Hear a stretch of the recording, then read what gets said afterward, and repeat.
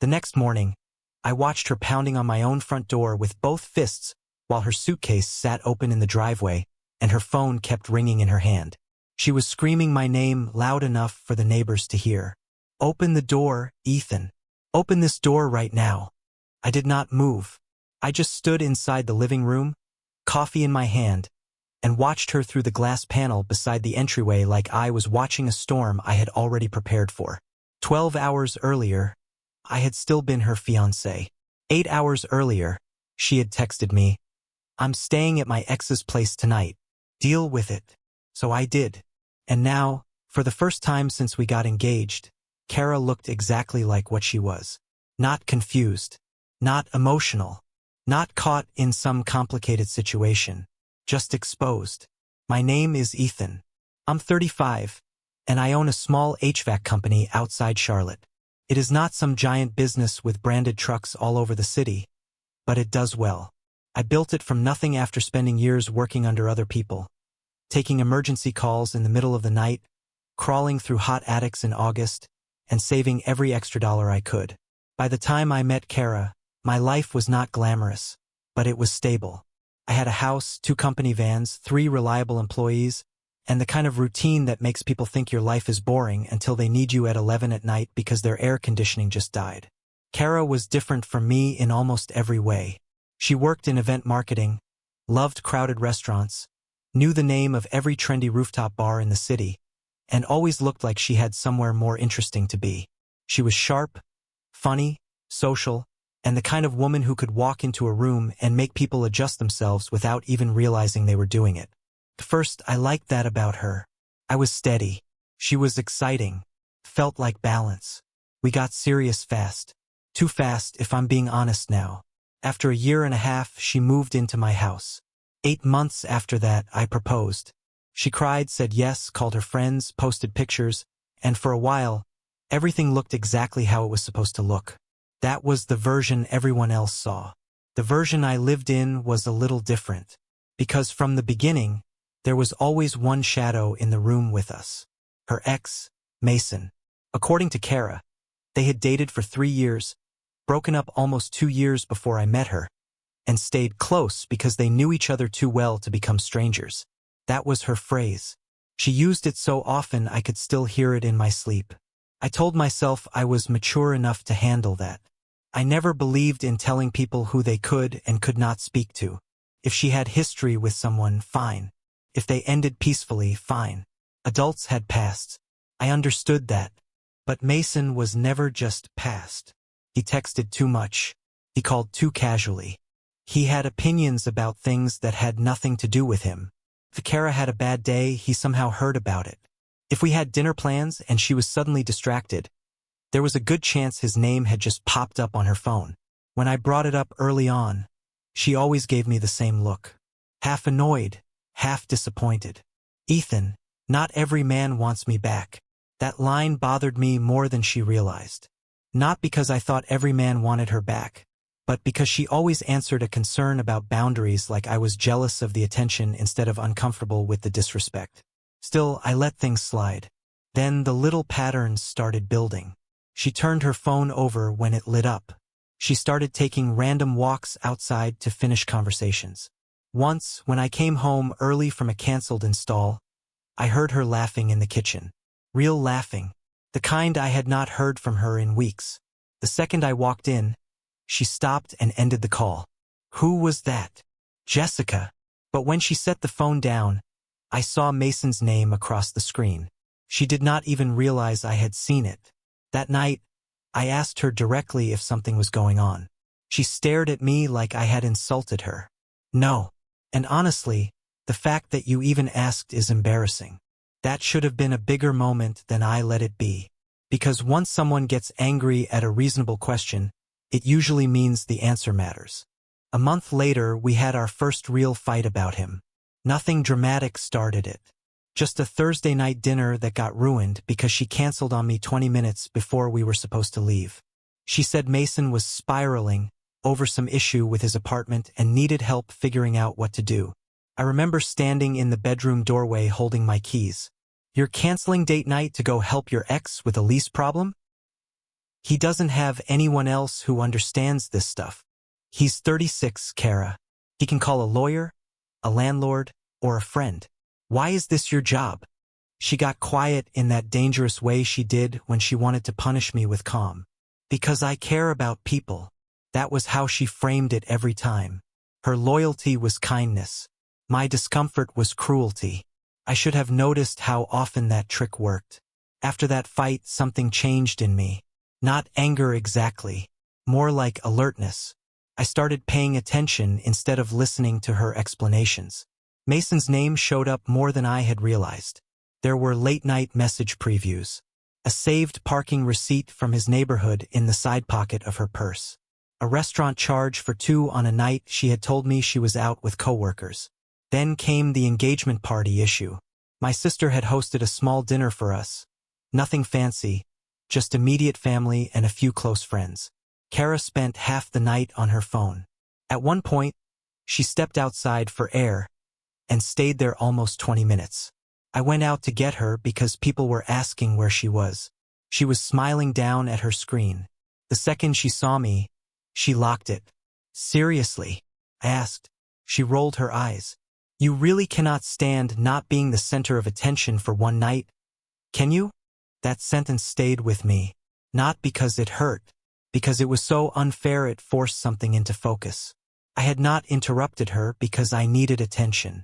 I interrupted her because it was our engagement party and she was outside texting like she would rather be anywhere else. A week later I got my proof. Not because I hacked anything. Not because I followed her. Because Mason's new girlfriend found me first. Her name was Talia. I had never met her. She messaged me on a Tuesday afternoon while I was finishing an estimate. The first line said, "I think your fiancé and my boyfriend are lying to both of us." I almost deleted it. Instead, I called her. She did not sound dramatic. That was the first reason I believed her. The second was that she already had receipts. Screenshots, photos, dates, places, and enough overlapping lies to make everything fall into place. Kara had been meeting Mason behind both our backs for months. Not always in hotel rooms. Not always in ways that looked obviously physical. Some of it was dinners. Some was drinks. Some was time at his apartment. But the emotional part had never ended, and based on a few messages Talia showed me, I had every reason to believe the rest had not ended either. One screenshot hit hardest. Mason. Does he still think we're just friends? Kara, he sees what I let him see. I read that one 3 times. Not because I did not understand it. Because I did. Talia and I met in person that evening at a coffee shop halfway between both our neighborhoods. She brought printed screenshots. I brought a legal pad and wrote down dates. Together, we built a timeline of lies so clean it would have looked organized if it were not disgusting. I did not cry. I did not punch anything. I did not call Kara screaming. I went cold. That was the exact moment the relationship stopped being something I hoped to save and became something I needed to exit correctly. Over the next 4 days, I moved quietly. The house was mine. I had bought it years before I met Kara.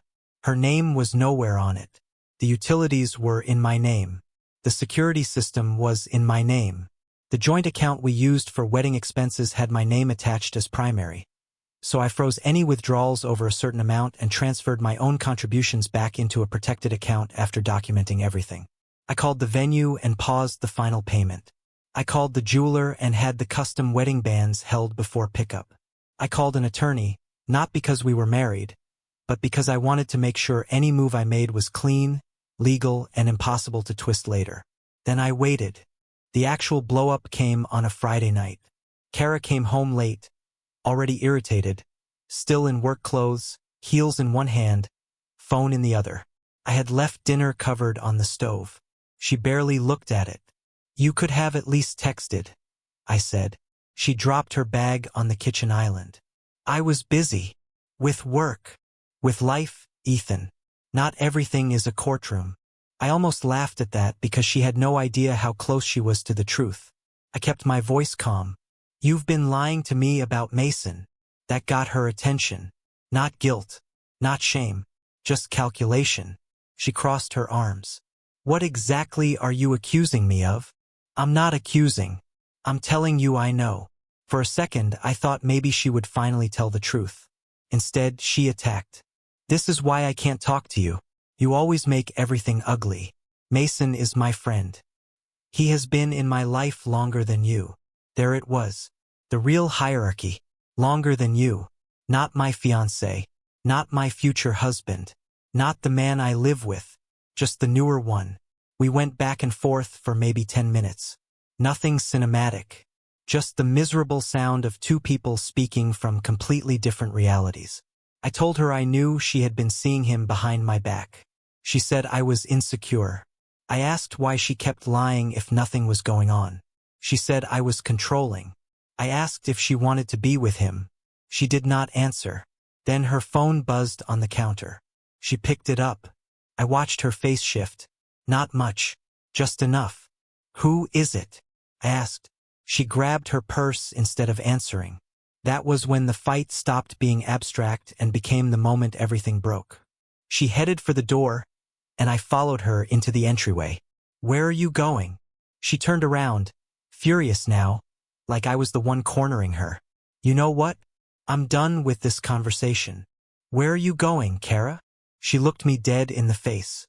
Then she said, maybe somewhere I can actually breathe, and she walked out. 10 minutes later, my phone buzzed. I looked down and saw her text. I'm staying at my ex's place tonight. Deal with it. I stared at the screen. Any normal relationship was over in that exact sentence. Not because she needed space. People need space sometimes. Because she chose the one place she knew would turn the knife, then said it like a dare. Deal with it. So I did. First, I texted back one word. Okay. Then I called Talia. She answered on the second ring. Did she go to him? Yep. Talia was quiet for a second. Then she said, want to end this clean? That was the thing about betrayal. Sometimes the only person who understands the shape of your anger is the other person standing in the same fire. We made a plan in under 15 minutes. At 6 the next morning, I opened the garage, pulled Kara's packed luggage and personal boxes neatly onto the driveway, and placed them beside the curb. Nothing damaged. Nothing thrown. Just organized. Clothes, shoes, makeup case, laptop bag, 2 framed prints she had brought when she moved in, and the small fake olive tree she insisted made the guest room look less sad. Then I taped one envelope to the largest suitcase. Inside was her engagement ring box, the receipt for the canceled venue deposit, a printed copy of her text, and one short note. You said deal with it. I did. Your things are outside. Please return the garage remote and key by mail. Do not come inside without notice. At 7:12 a.m., she arrived. Not alone. Mason's car rolled into the driveway behind her.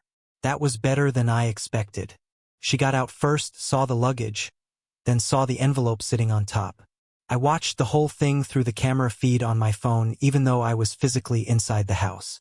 Mason stayed near the car at first, probably assuming this would be loud but manageable. Kara read the note once, then again. Then she started screaming. That is the moment I mentioned at the beginning. Her pounding the door, her yelling my name.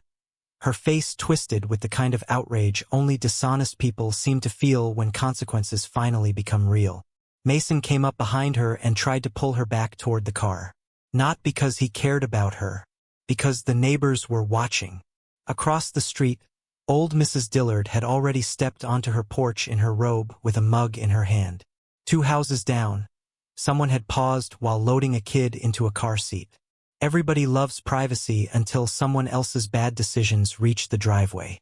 Kara kept shouting, "You can't do this." Actually, I could. And because my attorney had told me to keep everything documented, I stepped just close enough to the door for my voice to carry through without opening it. Yes, I can. The house is mine. Your text is saved. Your things are outside. Leave the key. She went silent for half a second, probably because she realized I was not coming out to perform with her. Then she switched tactics fast. Ethan, open the door. Let's talk like adults. Funny how adults only get invited when the manipulation stops working. No. Mason finally spoke then. Man, you're being dramatic. I actually laughed at that.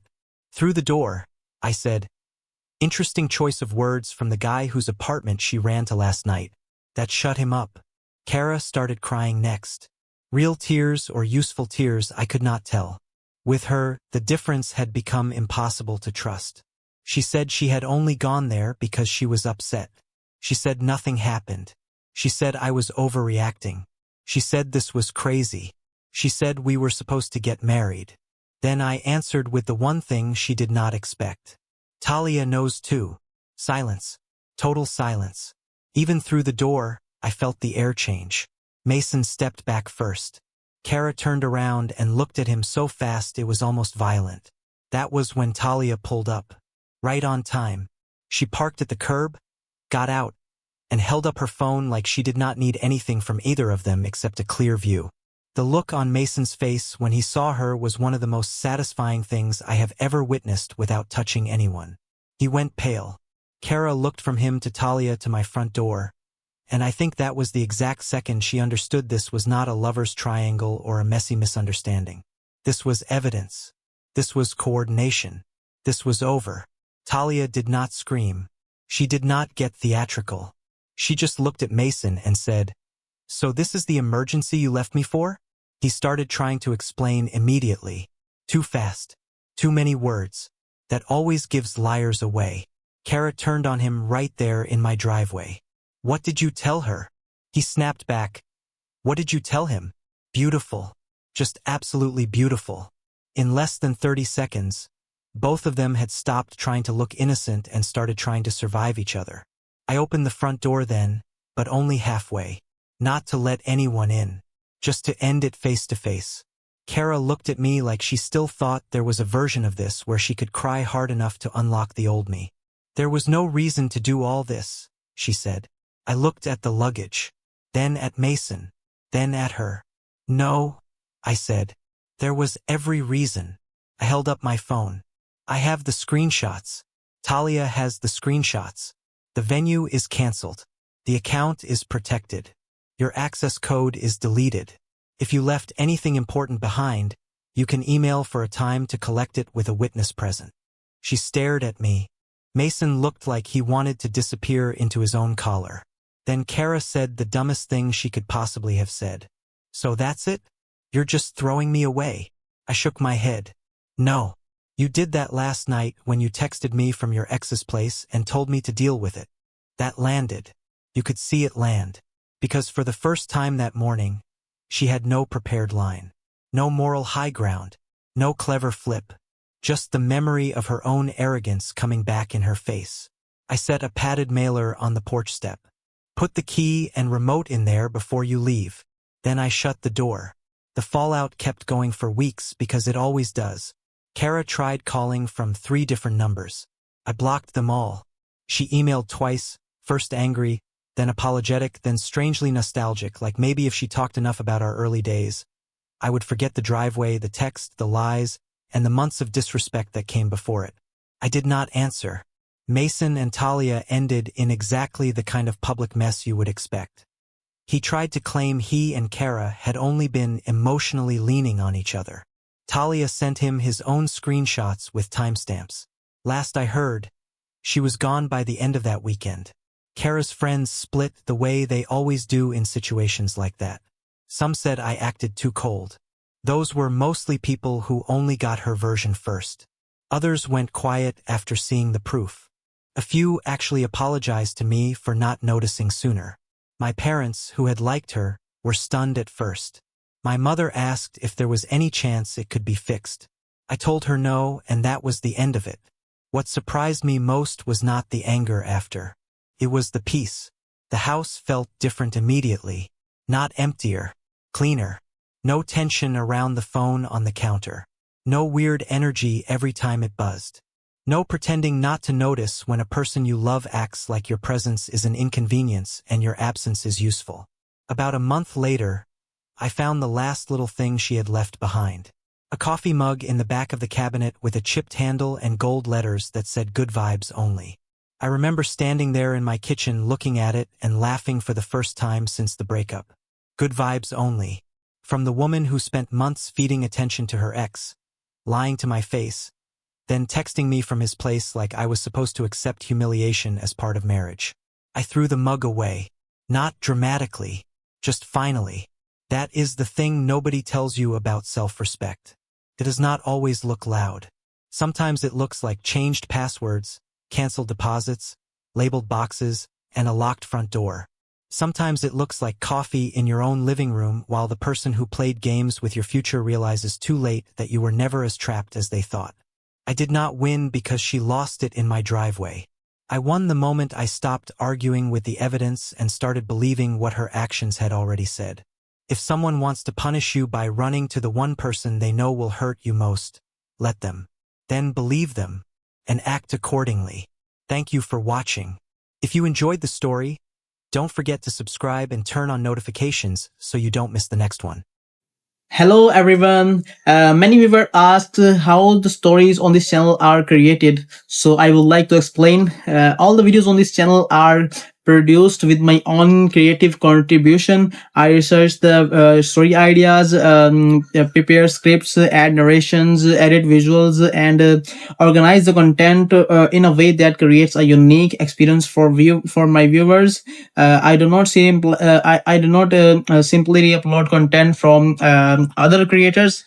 Every video involves editing, storytelling, presentation, and creative effort from my side. My purpose is provide entertaining and engaging content while maintaining originality and quality. Thank you for watching and supporting the channel.